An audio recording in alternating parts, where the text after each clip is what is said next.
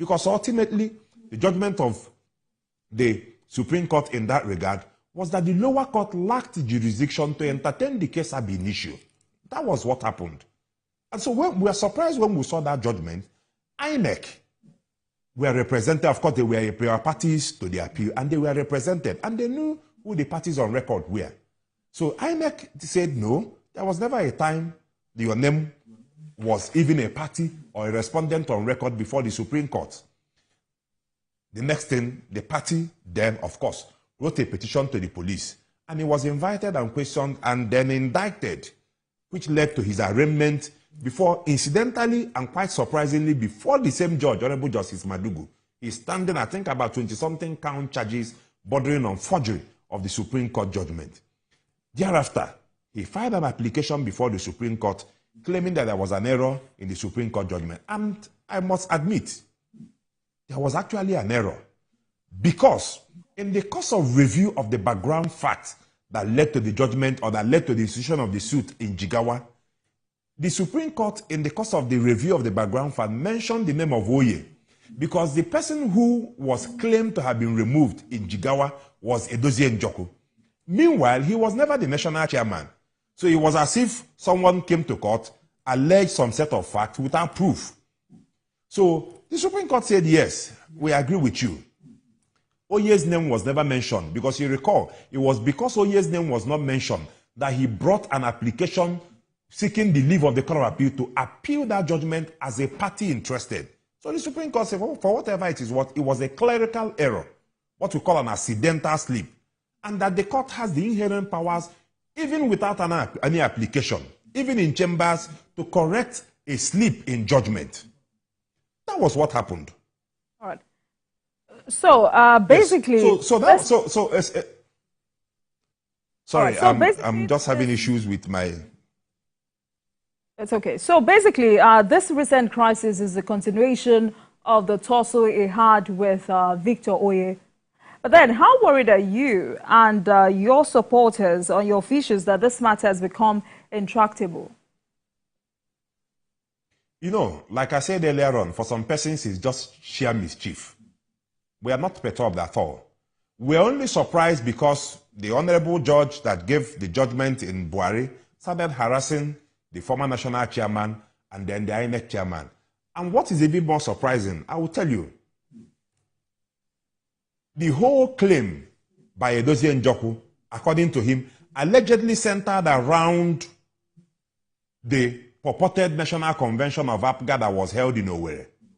And he has been asked in many fora by Section 82 of the Electoral Act, for you to conduct National Convention, you must give INEC at least 21 days notice. So if you say you emerge at a National Convention, the first thing is provide a copy of the notice you gave to INEC. Incidentally, he admitted that Oye was the national chairman as at 31st of May 2019. So ordinarily, the man who will give INEC notice of the convention was Oye, who was the national chairman, and we brought a copy of the notice that was issued to INEC showing clearly that the National Convention was slated to be held at Professor Dora Akunyili Women Development Center in Awka, the capital of Anambra State. So, when did you give INEC notice? Let us even leave the issue of notice. Is there any proof that INEC came and monitored that convention? Because INEC is a regulatory body constitutionally established to regulate and monitor the activities of political parties. So, where is the report? We showed them, first of all, the notice issued by Oye, stating the convention of APGA then on the 31st of May 2019. And then we produced a report, which was produced by INEC. INEC sent a team of monitors led by then a national commissioner, Professor Antonia Simbine. And they produced the report clearly showing who the officers of the party that were elected at that national convention were. And up till today, he is yet to answer that question. He's been running around in circles. I can tell you categorically, there is no judgment of any court in Nigeria that has pronounced Edozie Njoku the national chairman of APGA. There is, it's even an impossibility. Barrister, Njoku said an FCT High Court gave INEC chairman 14-day ultimatum on the 9th of November to recognize him as national chairman of APGA or risk jail. So my question to you now is, have you been in touch with INEC on this matter? Definitely. One, what he said was a categorical lie. I can tell you that. Like I said earlier on, the judgment of Honorable Justice Madugu is here with me. The court claimed, according to the court said that Oye occupying the office of the national chairman of APGA in contravention, that was what the court said, in contravention of the judgment of the Supreme Court was wrong. The court even admitted that the Supreme Court did not say who the national chairman was. That was what the court said. What the court said was that by the judgment of the Supreme Court, that the Supreme Court restored the parties to the status quo before the suit commenced. The court even refused to pronounce on what the status quo was. He said the parties know what the status quo was. And we asked, what is the status quo? So it was just a case, I don't know how to put it, as much as possible, and I always say this, I try not to use maybe derogatory remarks or disparaging remarks against judicial officers.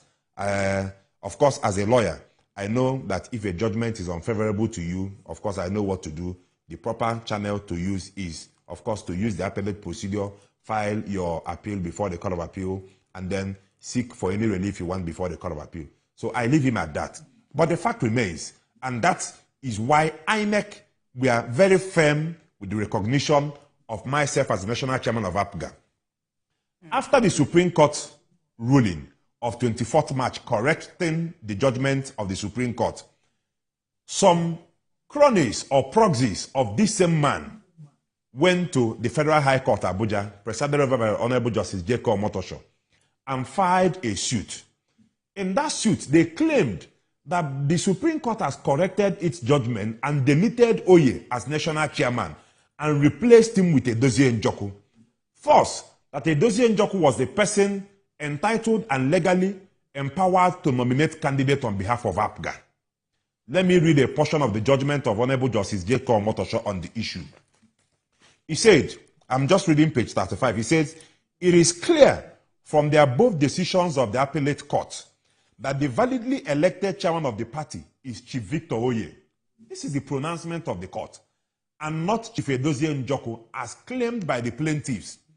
Contrary to the claim of the plaintiff that the Supreme Court mistakenly put the name of Chief Victor Oye instead of the name of Chief Edozie Njoku, it is apparent to this court that the correction of a slip in a name by the Supreme Court has no effect on the validity of the judgment that confirmed Chief Victor Oye as national chairman of APGA. And then continuing again, please, it's very, very important. This is at page 37 of the same judgment. It says, the judgment of the appellate court on the issue of chairmanship of APGA still subsists, and there is no evidence that they have been set aside. Consequently, the Chief Victor Oye-led NWC is the authentic committee recognized by law. This same committee is the one authorized to nominate and forward the names of candidates to the first defendant. Now, it says the plaintiff not being nominated or having their names forwarded by the Chief Victor Oye-led committee cannot be deemed valid candidate of the party for the various elective positions they seek. Concluding, the court said, Chief Edozie Njoku, this is a categorical statement by the court. Chief Edozie Njoku is not recognized as the chairman of APGA and so lacks the powers to forward the names of nominated candidates. This is in black and white. Incidentally, they appealed this judgment to the Court of Appeal, and the Court of Appeal affirmed the judgment of Honorable Justice Omotosho. They left Abuja. Instead of appealing to the Supreme Court, they abandoned the appeal. They left Abuja, they came to Anambra State, and they filed another suit before Honorable Justice H.A. Ngajiwa, then of the Federal High Court, Oka, seeking the same interpretation of the Supreme Court ruling, claiming that the Supreme Court has recognized Edozie Njoku as national chairman. The court made similar finding and said that by the ruling of the Supreme Court correcting an accidental slip, that there is no pronouncement by the Supreme Court that Chief Edozie Njoku is the national chairman. That what the Supreme Court held, according to Honorable Justice Ngajiwa, that what the Supreme Court held was that the issues bordering on who the national chairman of the party was at that time fall within the confines of internal affairs of a political party and therefore non-justiciable. That was the decision of the Federal High Court, Oka. They left that one. They went back to the Supreme Court and claimed to initiate contempt proceedings against INEC chairman and the then national chairman, claiming that Supreme Court has pronounced Edozie Njoku national chairman and that the Supreme Court should allow them initiate contempt proceedings against the INEC chairman. The Supreme Court replied their counsel and told them that by the decision of the Supreme Court, that what the Supreme Court held was that the issues in the appeal border on the internal affairs of a political party, and that there is no way the Supreme Court could have pronounced Edozie Njoku as national chairman. They left the Supreme Court. They ran back to Honorable Justice Madugu. Now, all these judgments were brought to the attention of the Honorable Judge, including a valid challenge on the jurisdiction of the Honorable Court to even entertain the suit ab initio, in view of the fact that there have been some positive pronouncements which form what we call issue estoppel with regard to the issue that they subjected before the court. What did the Honorable Judge do? He ignored all the judgments, 2 Federal High Court judgments, a pending judgment of a Superior Court, which by Section 6 of the Constitution and in the hierarchy of courts, the court was bound to abide by the decision of the Court of Appeal. And I will even tell you something that is even very surprising and quite shocking. When the Honorable Judge came out to read the judgment, he was told, because I think he read the judgment on the 6th of June, the Court of Appeal delivered its judgment in respect of the appeal by the same proxies of the same Edozie Njoku on the 2nd of June. Incidentally, the certified true copy was not yet out. He was told that the Court of Appeal has now affirmed the decision of Honorable Justice Omotosho. What did the Honorable Judge do? He said that as far as he's concerned, that the judgment of the Supreme Court was not before him. It is clear, an elementary principle, that a pronouncement by any court, that a court is bound to take judicial notice of pronouncement by not just courts of coordinate jurisdictions, including superior courts of record. And now, what do you expect INEC do? For INEC to ignore a subsisting judgment of the Court of Appeal, 2 judgments of the Federal High Court, and take preference and obey a judgment of an FCT High Court? It's impossible. All right, Barrister. And I always draw, before I conclude, I always draw this analogy, and I'll use a recent judgment of the Court of Appeal. Just last week, the Court of Appeal delivered judgment in respect of the Nasarawa appeal, where they've affirmed the election of the governor of Nasarawa. And then after that, someone goes to probably the High Court of Akwanga and gets a judgment that so-and-so person is not duly elected as governor of Nasarawa State. And you expect INEC, being a party to both proceedings, to ignore the judgment, a subsisting judgment of the Court of Appeal, in preference to judgment of a High Court. It's impossible. And that's why yesterday the Court of Appeal granted a stay of proceedings in the contempt charge. In fact, the Court of Appeal descended heavily on the Honorable Judge and said, in view of the fact that you are aware that so-and-so appeal has been entered at the register of the Court of Appeal, records duly transmitted, briefs duly exchanged and filed, pending application for stay of proceedings, that it amounted to judicial impertinence for the Honorable Judge to have even proceeded or remotely thought of proceeding with the contempt proceedings in that particular case without due deference to the authority and sanctity of the Court of Appeal. So that's what happened. All right, and I also know that at a point, INEC released a statement on this particular issue, saying it will not succumb to sentiments, but will stay on fact and due process. But let's take a quick break. Yes. And when we come back, we will continue this conversation. I've been speaking with the National Chairman of All Progressives Grand Alliance, APGA, Sylvester Ezio-Kenwa. We'll take a break and I will be right back. Please stay with us.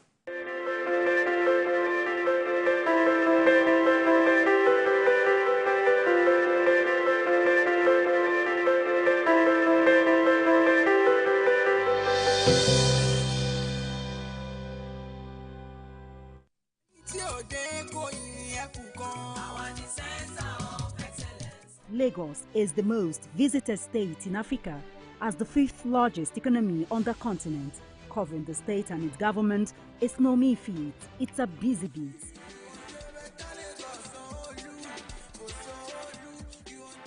We go beyond the curtain of tapes to traveling far into the deep.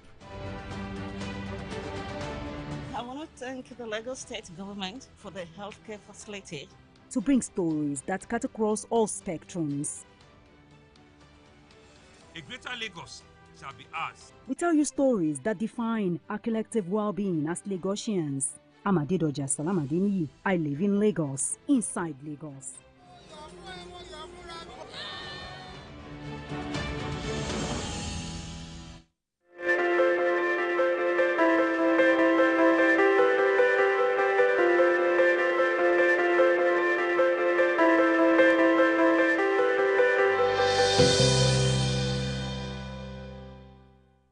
Welcome back to Politics Tonight, everyone. Thank you so much for staying with us. I've been speaking with the National Chairman of All Progressive Grand Alliance, APGA, Sylvester Ezeokenwa. Tonight, we're focused on APGA and the tussle for leadership.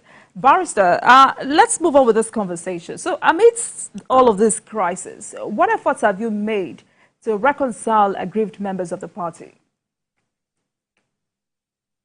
But when you talk about effort to reconcile aggrieved members of the party, I think that would be quite some ambiguous question. As a political party or as a set of executives, we just came on board in May. And I can tell you that if we have genuine issues within the party, we will try as much as possible to settle it. Of course, naturally, as a natural fallout of the congresses that were held, we've had issues probably in some state chapters, and the party has been using the internal mechanism to set up various committees to resolve these genuine issues. And I place much emphasis on genuine issues. The persons probably you're talking about, or maybe you're making some allusion or reference to, we've said severally, we've looked through our records and they are not members of the party. So what sort of reconciliation should we be talking about with people who genuinely are not members of the party? They have absolutely no business with the party. So we have no issues with them. If there are genuine concerns that are raised by genuine members of the party, of course the party will settle it. As we are doing already, we set up some committees, some ad hoc committees in some states. And genuinely they are trying as much as possible to redress the issues as a consequence or as a result or direct fallout of the congresses in those states. Naturally, it's just like after the conduct of an election. The next thing or the next option available to someone who lost at the election is to approach the election petition tribunal. And incidentally, INEC equally introduced or the Electoral Act introduced an innovative provision that says that you can even apply to INEC and seek for review within 7 days. And so, of course, in political parties, there is nothing like probably setting up an election petition tribunal. But we have the instrumentality of an appeal if probably there are issues or a direct consequence of the congresses and the convention. So the party have been, within its genuine means, trying to settle or address those genuine complaints or genuine issues or genuine concerns from the congresses and the conventions that were held in May.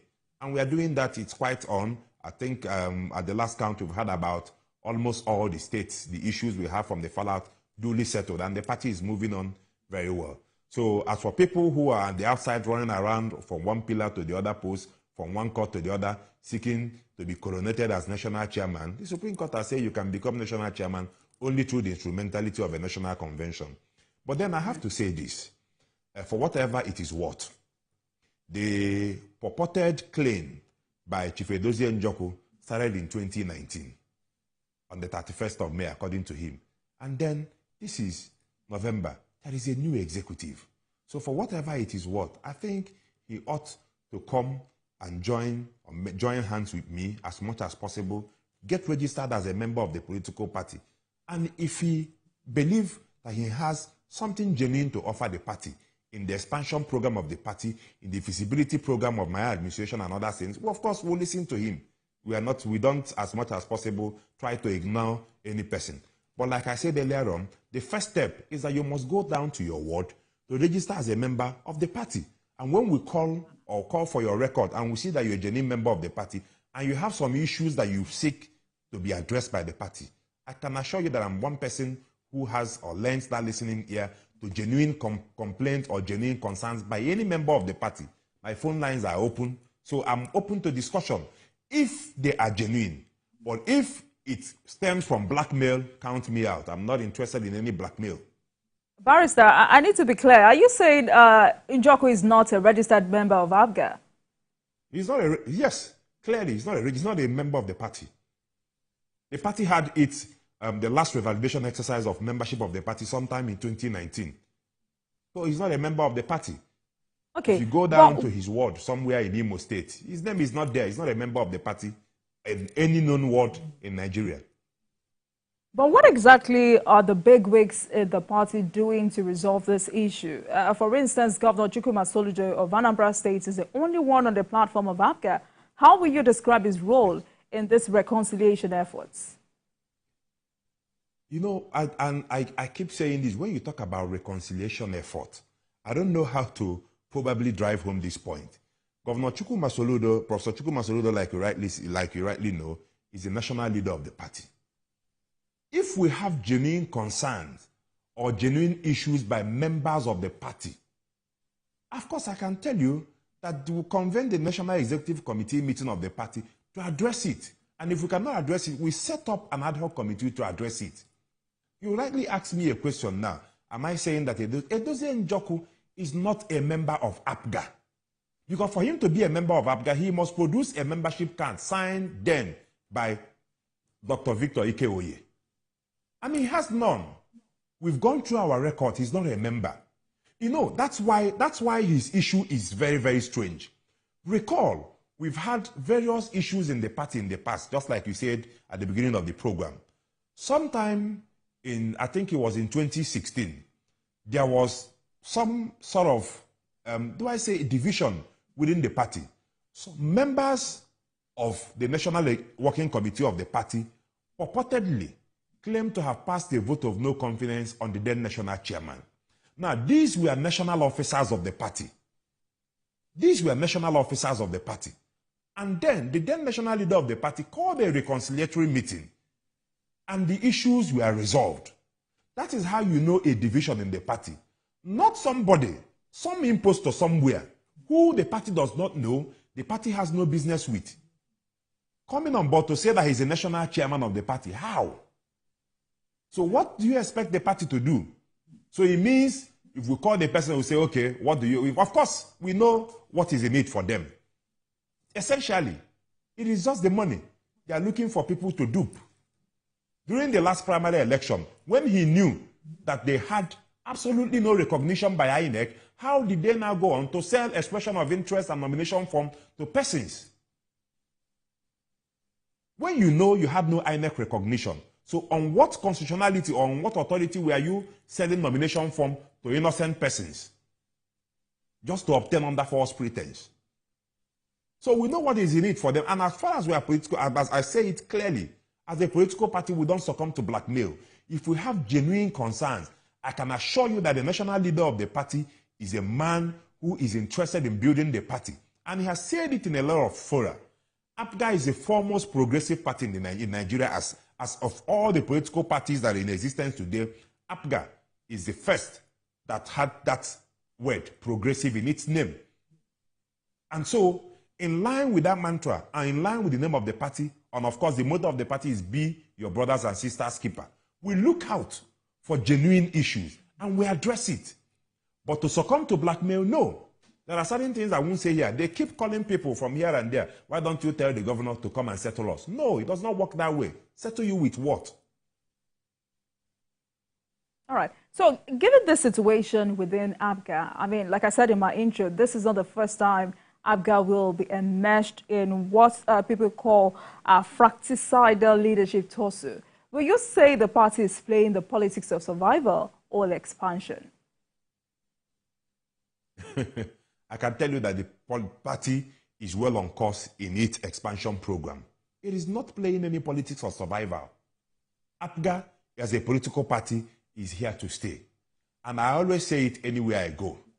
What we are doing as much as possible is to try to advertise APGA as a rebranded political party and informing or telling Nigerians to key in with with the progressive mantra of APGA, especially now that the party has decided to give the young people of Nigeria a chance.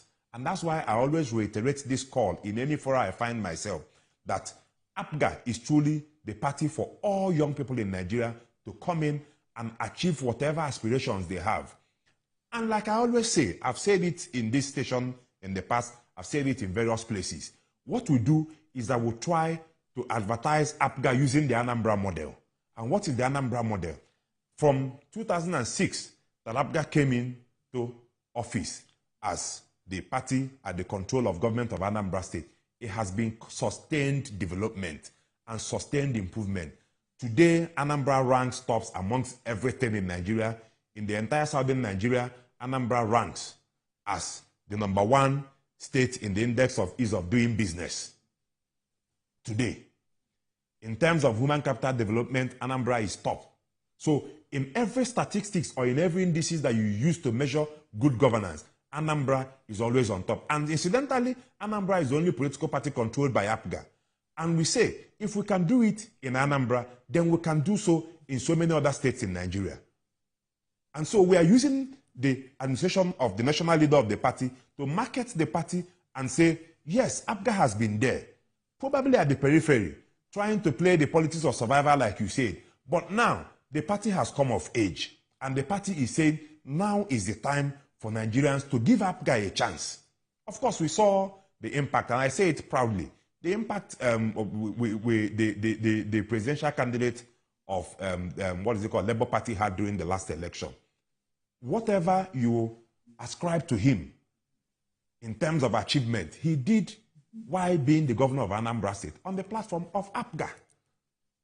And we keep to say this, we keep saying this every time. For whatever it is worth, APGA has continued to exemplify good leadership in every facet it has found itself in Nigeria, and will continue to show that. The only thing is that we've not been able to market ourselves to say this is what we have done, and we keep saying it. From 2006, under the administration of Mr. Peter Obi as the governor of Anambra State, under the platform of APGA, implementing APGA manifesto, to the administration of Chief Willie Obiano, still implementing APGA manifesto, and now we've taken it a bit higher with Professor Chukwu Masoludo, still implementing the progressive manifesto of APGA.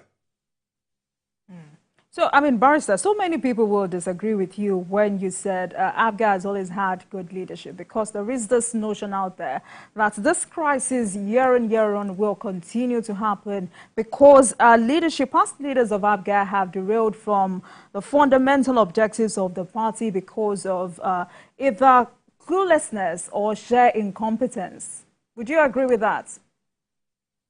I do not, and I'll tell you why. Without even batting an eyelid, I'll tell you no, you're absolutely wrong.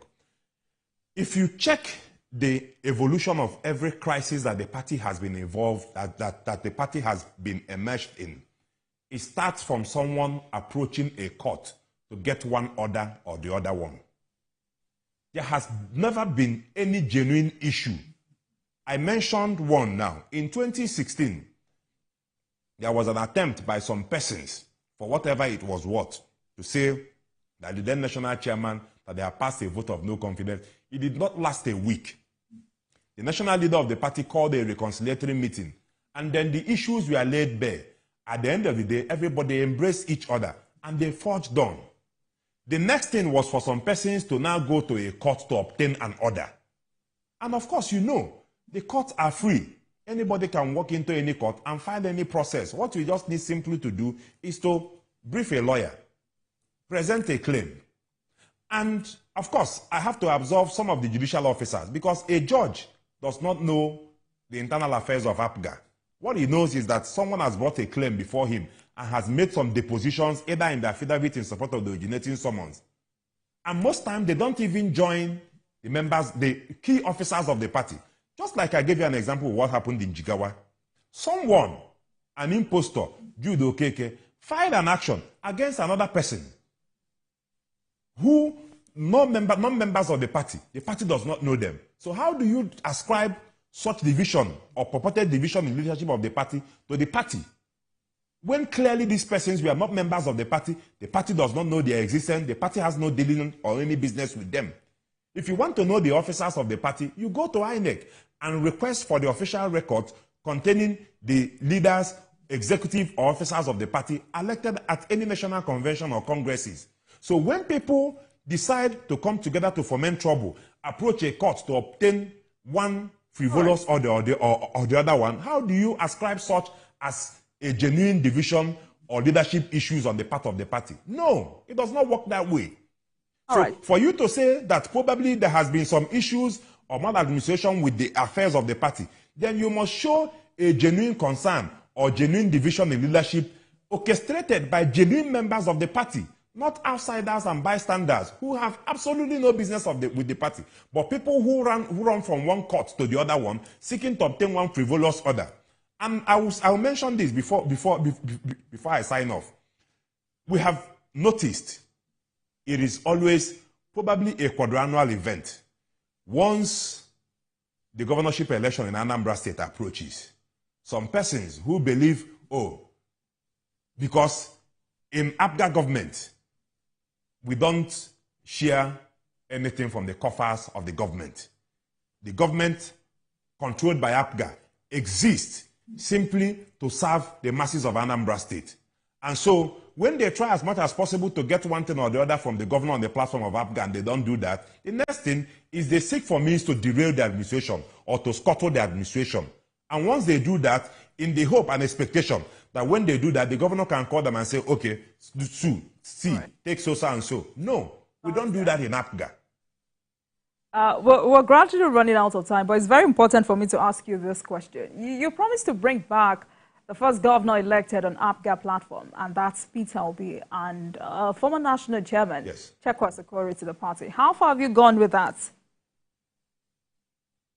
Well, I can tell you, one, you mentioned Chekwas Okorie. I've spoken with Chekwas, I think, 2 times on the phone. And I did promise that I will pay him a visit. Well, as for Mr. Peter Obi, of course, you know, it was just a few weeks ago that the Supreme Court drew the curtain on his presidential quest. And then, of course, you know, he belongs to another political party now, which is the Labour Party. And as much as possible, whatever incursion or whatever approaches the party will make, we'll try as much as possible to respect his right to freedom of association. Like I said, he belongs to a political party. That does not mean that we're not going to reach out, but that is one that the party is going to discuss on the strategy. We believe that he's a good product that the party can leverage on in its quest to expand beyond the shores of the Southeast and then to make reasonable foray into other parts of the country. And I can tell you that that is on course. In due course, the party, when the executive and leaders of the party sit down together, of course, we are going to re-strategize on the means how we are going to achieve that. But like I said, he belongs to another political party now, and he flew the flag of that political party. All right, but I can also tell you that many people believe that Peter Obi can never leave Labour Party and return to APGA. But I'm very hopeful, or I look forward to how you will excel with that. So quickly before we go, why has it been... just a little addition. Some 2 years ago, nobody would have believed that Peter Obi would have left the PDP, but he did. And so this is Nigeria. All right, you have a point. but quickly, why has it been difficult for APGA to extend its influence beyond Anambra State? In 30 seconds. Sorry, I didn't get your question. Why has it been difficult for APGA to extend its influence beyond Anambra State? That's what the party is addressing.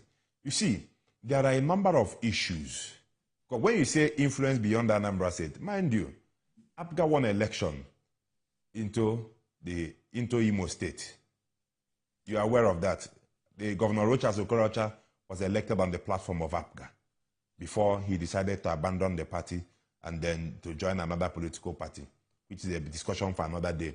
But the party has made meaningful progress. And that's why I said, I'm talking about my administration now, what we feel, because like I said earlier on, we have reviewed the performance of the party. APGA was registered, I think it was in late 2002.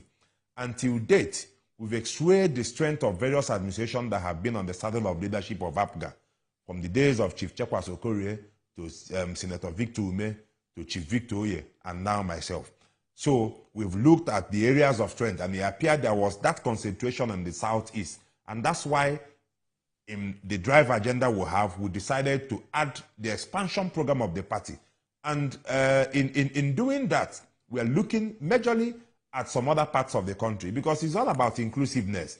If other parts of the country do not feel that sense of belonging, it will be difficult for them to actually key into your agenda or your mantra, no matter how solid your performance is. But the party has been trying.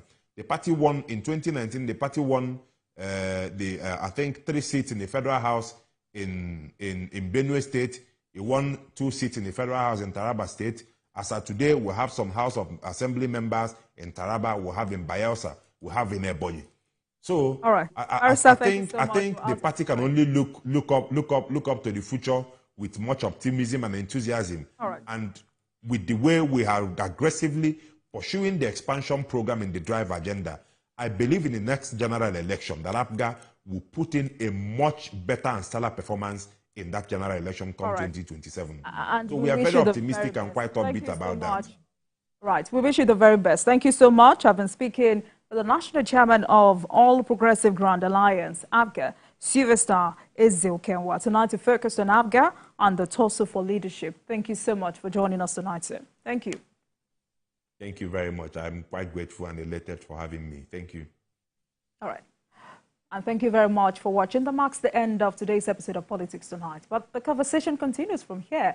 Get in touch with us on Twitter at TVC News NG and at Olajumoke WO using the hashtag Politics Tonight. You're also on YouTube at youtube.com/TVC News Nigeria. I am Olajumoke Olatuji. Good night.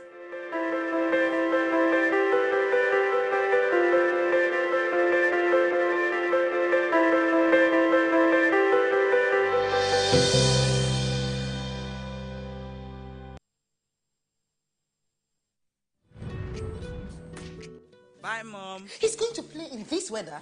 Why did you let him go? He might fall ill. And if he doesn't go out for practice, how will he win more trophies? To protect our family from illness-causing germs during the rainy season, we use Dettol soap every day. Dettol with germ defense gives you protection. Raining season brings a lot of germs, and Dettol soap's germ defense